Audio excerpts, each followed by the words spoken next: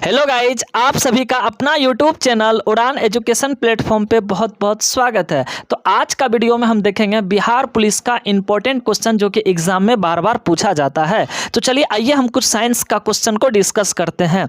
तो पहला क्वेश्चन दे रखा है कि दूध जो है, उदाहरण आपको बताना है कि दूध एक प्रकार का क्या होता है। पहला ऑप्शन दे रखा है विलियन होता है, बी में दे रखा है कोलाइड विलियन, सी में है इमल्सन और डी में दे रखा है वायु विलय। आपको बताना है इसका राइट आंसर क्या होगा। चलिए, तो आपके पास 5 सेकंड का समय है, जल्दी से बताइए इसका राइट आंसर क्या होगा।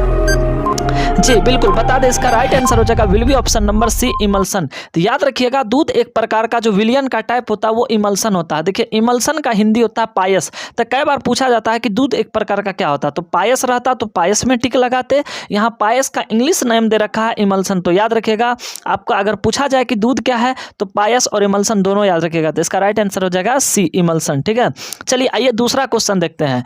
दूसरा में दे रखा है कि निम्नलिखित में से कौन सी गैस ओजोन परत के अवक्षय के लिए उत्तरदायित्व होता है, यानी कि उसके लिए हानिकारक होता है, यानी कि कौन ओजोन परत को छिद्र करने के लिए उत्तरदायित्व होता है। तो आइए देखते हैं ऑप्शन क्या दे रखा है। पहला है कार्बन डाइऑक्साइड, दूसरा है कार्बन मोनोडाइऑक्साइड और सी में दे रखा है नाइट्रस ऑक्साइड और डी में दे रखा है क्लोरोफ्लोरोकार्बन। तो बताना है इसका राइट आंसर क्या होगा। चलिए 5 सेकंड का समय है, पहले आप लोग सोच करके कमेंट बॉक्स में इसका आंसर बताइए क्या होगा। जी बिल्कुल बता दे, इसका राइट आंसर होगा will be option number D chlorofluorocarbon. तो याद रखिएगा, ओजोन परत के लिए जो हानिकारक होता है, ठीक है, वो होता है आपका क्लोरोफ्लोरोकार्बन, यानी कि क्लोरोफ्लोरोकार्बन के कारण ही ओजोन परत में छिद्र हो जाता है, जिसके कारण परावैंगनी किरणें अगर पृथ्वी तक आती है तो फिर इंसान में त्वचा कैंसर, मोतियाबिंद टाइप का बहुत सारा बीमारी हो सकता है। तो हमको जो परावैंगनी किरणें को पृथ्वी तक आने से रोकती है वो ओजोन परत। और कई बार पूछा जाता है कि ओजोन परत का सूत्र बताइए। तो याद रखिएगा, ओजोन का जो सूत्र होता है O3 होता है। ठीक है, और ओजोन परत के हानिकारक, यानी कि ओजोन परत के लिए जो हानिकारक होता है उसका जो परत में छिद्र करता है वो कौन सा, तो याद रखिएगा क्लोरोफ्लोरोकार्बन। तो इसका राइट आंसर क्या हो जाएगा, डी। चलिए तीसरा क्वेश्चन देखते हैं, तीसरा क्या दे रखा है। तीसरा में कह रहा है कि निम्न में से किस खनिज द्वारा लोहा प्राप्त किया जाता है। आपको बताना है कि कौन सा ऐसा खनिज है जिनसे हम लोहा प्राप्त कर सकते हैं, यानी कि मोटा मोटी कहे तो आपको बताना है कि इसमें से लोहा का अयस्क कौन सा है। ठीक है, पहला ऑप्शन दे रखा चूने का पत्थर, बी में है पिच ब्लेंड, सी में है मोनाजाइट रेत और डी में दे रखा हेमेटाइट। तो आप सभी को पता होगा लोहा का अयस्क क्या होगा। तो फिर भी 5 सेकंड का समय है, बताइए आप लोग पहले इसका आंसर क्या होगा। जी बिल्कुल बता दें, इसका राइट आंसर हो जाएगा will be option number D haematite. ठीक है, तो याद रखिएगा कि हेमेटाइट से ही लोहा प्राप्त किया जाता है। ठीक है, लोहा का कुछ इंपॉर्टेंट अयस्क है। ठीक है, हम बताते हैं, अगर आप चाहे तो कॉपी पे लिख भी सकते हैं। हेमेटाइट, मैग्नेटाइट, सिडेराइट, ये इंपॉर्टेंट अयस्क है जो लोहा का है और इससे हम लोहा निकाल सकते हैं। लेकिन अगर मुख्य रूप से कहा जाए कि लोहा किससे हम प्राप्त करते हैं, तो लोहा का जो मेन अयस्क होता है हेमेटाइट, इससे प्राप्त करते हैं। तो लोहा का 3 अयस्क का नाम हम डिस्कस कर दिए, हेमेटाइट, मैग्नेटाइट और सिडेराइट। तो याद रखिएगा ये लोहा का अयस्क, तो इसका राइट आंसर हो जाएगा डी। चलिए नेक्स्ट क्वेश्चन हम देखते हैं, क्वेश्चन नंबर 4। कह रहा है कि विटामिन सी का रासायनिक नाम क्या है। आपको बताना है विटामिन सी का रासायनिक नाम क्या है। 4 ऑप्शन दे रखा है। पहला में है एस्कॉर्बिक अम्ल दे रखा है, बी में है थायमिन, सी में है साइट्रिक अम्ल और डी में है टार्टरिक अम्ल। तो बताना इसका राइट आंसर क्या होगा। जल्दी से 5 सेकंड का समय है, बताइए इसका राइट आंसर क्या होगा।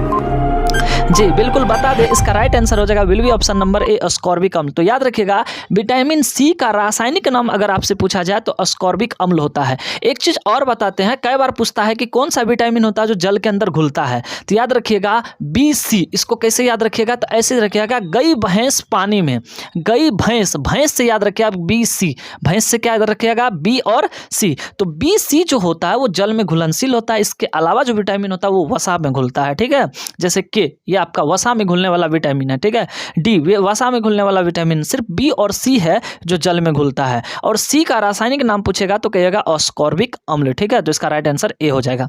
चलिए नेक्स्ट क्वेश्चन हम देखते हैं, क्वेश्चन नंबर 5 पूछ रखा है कि सूर्य के प्रकाश को धरती की सतह पर पहुंचने में लगने वाला समय, यानी कि आपको बताना है कि सूर्य के प्रकाश जो धरती के सतह पर पहुंचती है उसको कितना समय लगता है। पहला ऑप्शन है 4.2 सेकेंड, हाँ, बी में दे रखा है 5.8 सेकेंड, सी में दे रखा है 8.5 सेकेंड और डी में दे रखा है कि 3.6 घंटा। तो आपको बताना इसका राइट आंसर क्या होगा। जल्दी से बताइए आप लोग। जी बिल्कुल, बता इसका राइट आंसर हो जाएगा will be option number C, तो 8.5 मिनट। तो याद रखिएगा अप्रोक्सली 8.5 मिनट जो होता है ना, इतना समय लगता है सूरज के प्रकाश को पृथ्वी की सतह तक आने के लिए। तो यह भी क्वेश्चन आपका क्लियर हो गया। आइए हम देखते हैं क्वेश्चन नंबर 6 में क्या कर रहा है। 6 में कह रहा है कि स्टील को कठोरता प्रदान करने के लिए इसमें क्या चीज मिलाया जाता है। ऑप्शन ए है कार्बन की मात्रा, बी है मैंगनीज की मात्रा, सी है सिलिकॉन की मात्रा और डी है क्रोमियम की मात्रा। तो बताना इसका राइट आंसर क्या होगा, जल्दी से बताइए आप लोग इसका राइट आंसर क्या होगा। जी बिल्कुल बता दे, इसका राइट आंसर हो जाएगा will be option number D, यानी कि क्रोमियम की मात्रा। याद रखिएगा स्टील जो होता है ना वो कोमल होता है, ठीक है, मुलायम होता है, ठीक है। जब बनाया जाता है ना स्टील को तो कोमल होता है, मुलायम होता है। तो उसको हार्डनेस प्रदान करने के लिए, कठोरता प्रदान करने के लिए, बनाने के लिए उसके अंदर क्रोमियम मिलाया जाता है ताकि मजबूत हो सके, ठीक है। तो याद रखिएगा स्टील का कठोरता मिलाने के लिए यानी कि प्रदान करने के लिए क्रोमियम मिलाया जाता है, ठीक है। तो यह भी क्वेश्चन क्लियर हो गया। आइए अब क्वेश्चन नंबर हम 7 देखते हैं। 7 में क्या दे रखा है। 7 में दे रखा है क्रोमेटोग्राफी की तकनीकी का प्रयोग होता, आपको बताना है किसके अंदर, ठीक है। ए दे रखा है रंगीन पदार्थों की पहचान करने में, बी है पदार्थों की संरचना निर्धारण करने में, सी है रंगीन पदार्थों के प्रभाजी आसवन में और डी दे रखा एक मिश्रण से पदार्थों को अलग करने में। यह भी काफी ज्यादा अच्छा क्वेश्चन है। तो बताइए आप लोग इसका राइट आंसर क्या होगा। जी बिल्कुल बता दे, इसका राइट आंसर हो जाएगा will be option number D, यानी कि एक मिश्रण से पदार्थों को अलग करने में। आपको पता है कि मिश्रण क्या होता है। तो दो या दो से अधिक पदार्थों के जो अगर दो या दो से अधिक पदार्थ जो आपस में मिलकर के एक नए पदार्थ का निर्माण करता है उसको मिश्रण कहते हैं। तो मिश्रण से अगर पदार्थ को आपको अलग करना हो, ठीक है, तो इस विधि को ही हम कहते हैं क्रोमेटोग्राफी, ठीक है। तो इस पे यानी कि यह भी क्वेश्चन आपका क्या हो गया, क्लियर हो गया। चलिए नेक्स्ट क्वेश्चन हम देखते हैं, क्वेश्चन नंबर 8 में क्या करा कि घरेलू एलपीजी सिलेंडरों में दाब मापक नहीं प्रदान किए जाते हैं, क्यों। आपको इसका रीजन बताना है, ठीक है। पहला ऑप्शन दे रखा है ये बहुत महंगे होते हैं, बी में दे रखा है कि एलपीजी सिलेंडर में गैसों की मात्रा को प्रदर्शित नहीं कर सकते हैं, सी में दे रखा है कि इनका प्रयोग निरापद नहीं है और डी में दे रखा है ये एलपीजी द्वारा चौक यानी कि हो जाते हैं। तो आपको बताना है इसका राइट आंसर क्या होगा। तो चलिए 5 सेकंड का समय है, आप लोग क्वेश्चन को ध्यानपूर्वक पढ़िए और इसका आंसर बताइए क्या होगा। जी बिल्कुल बता दे, इसका राइट आंसर हो जाएगा will be option number B. याद रखिएगा कि एलपीजी गैस यानी कि घरेलू जो एलपीजी सिलेंडर होता है उसमें दाब मापक प्रदान क्यों नहीं किया जाता है। इसलिए चूंकि दाब मापक क्या होता है, जो दाब को मापे, इसलिए नहीं किया जाता क्योंकि एलपीजी सिलेंडर में जो गैस की मात्रा होता है ना उसको प्रदर्शित हम नहीं कर सकते हैं। तो इसका राइट आंसर हो जाएगा बी। चलिए नेक्स्ट क्वेश्चन हम देखते हैं, क्वेश्चन नंबर 9 में कह रहा है कि प्रकाश विकिरणों की प्रकृति होती है। आपको बताना इसका नेचर कैसा होता है। प्रकाश का जो रेडिएशन होता है, किरण होता है, उसका प्रकृति यानी कि नेचर बताना कैसा होता है। पहला ऑप्शन है तरंग के समान, बी में दे रखा है कण के समान, सी में है तरंग एवं कण दोनों के समान और डी में दे रखा है तरंग एवं कण किसी के समान नहीं। बहुत ही अच्छा क्वेश्चन है, ठीक है। तो 5 सेकंड का समय है, आप लोग बताइए पहले इसका राइट आंसर क्या होगा, फिर हम बताते हैं। जी बिल्कुल बता दे, इसका राइट आंसर हो जाएगा will be option number C, तरंग एवं कण दोनों। याद रखिएगा प्रकाश के बारे में आप देखिएगा तो दो साइंटिस्ट में अच्छा खासा बहस चला था, एक हाइगेंस में और एक आपका चला था ये न्यूटन में, ठीक है। इन दोनों का तो इस प्रकार से लास्टली जो है विद्युत चुंबक के तरंग जब आप पढ़िएगा तब वहां पे आपको मिलेगा, ठीक है, कि प्रकाश जो होता है एक प्रकार का वेव का भी काम करता है और तरंग का यानी कि कण भी है। तो याद रखिएगा प्रकाश जो होता है तरंग और कण दोनों के समान होते हैं। क्या होते हैं, प्रकाश और कण दोनों के समान होते हैं, इसमें दोनों गुण पाया जाता है, ठीक है। कण का एक पार्टिकल्स भी होता है और वेव भी होता है। इसके लिए केमिस्ट्री में भी आप पढ़िएगा, ठीक है, कि प्रकाश की इलेक्ट्रॉन की भी द्वैत प्रकृति पढ़ने के लिए है जो कि इक्वेशन के द्वारा वहां पे प्रूव्ड किया गया है। तो याद रखिएगा प्रकाश एक प्रकार का तरंग भी है और कण भी है, इसमें भी द्वैत प्रकृति पाया जाता है, ठीक है। तो यह भी क्वेश्चन आपका क्लियर हो गया। चलिए अब क्वेश्चन नंबर हम देखते हैं 10 में क्या रखा है, ठीक है।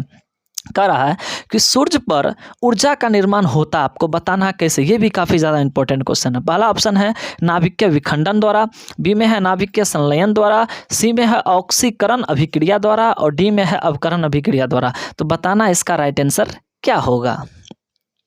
जी बिल्कुल बता दे, इसका राइट आंसर हो जाएगा will be option number B, नाभिकीय संलयन के द्वारा। तो याद रखिएगा कि सूर्य के अंदर जो अभिक्रिया होता है वो नाभिकीय संलयन होता है। एक चीज और यहाँ से एक पॉइंट याद रखिएगा, कई बार पूछा जाता है कि परमाणु बम और हाइड्रोजन बम किस सिद्धांत पे कार्य करता है, यानी कि उसके अंदर कौन सा अभिक्रिया होता है। याद रखिएगा कि सूर्य के अंदर भी नाभिकीय संलयन होता है और आपका जो हाइड्रोजन बॉम्ब होता है उसके अंदर भी नाभिकीय संलयन अभिक्रिया होता है, लेकिन जो परमाणु बॉम्ब होता है उसके अंदर नाभिकीय विखंडन अभिक्रिया होता है। तो इस प्रकार यह 10 क्वेश्चन था, इस वीडियो में हम डिस्कस किए। ठीक है, तो सबसे पहले तो आप सभी इस वीडियो को देख करके बताइएगा कि यह वीडियो आप सभी को कैसा लगा, और अगर हाँ वीडियो अच्छा लगे, यूजफुल हो, थोड़ा सा भी अगर आपके लिए यह उपयोगी हुआ हो तो प्लीज़ चैनल को सब्सक्राइब कर दीजिएगा, वीडियो को लाइक कर दीजिएगा और बेल आइकन का घंटी होगा उसे दबा लीजिएगा, और अच्छा लगे तो दोस्तों में भी शेयर कीजिएगा। ठीक है, और नेक्स्ट वीडियो में हम इससे भी अच्छा क्वेश्चन लेके आएंगे जो एग्जाम में पूछा हुआ साइंस का क्वेश्चन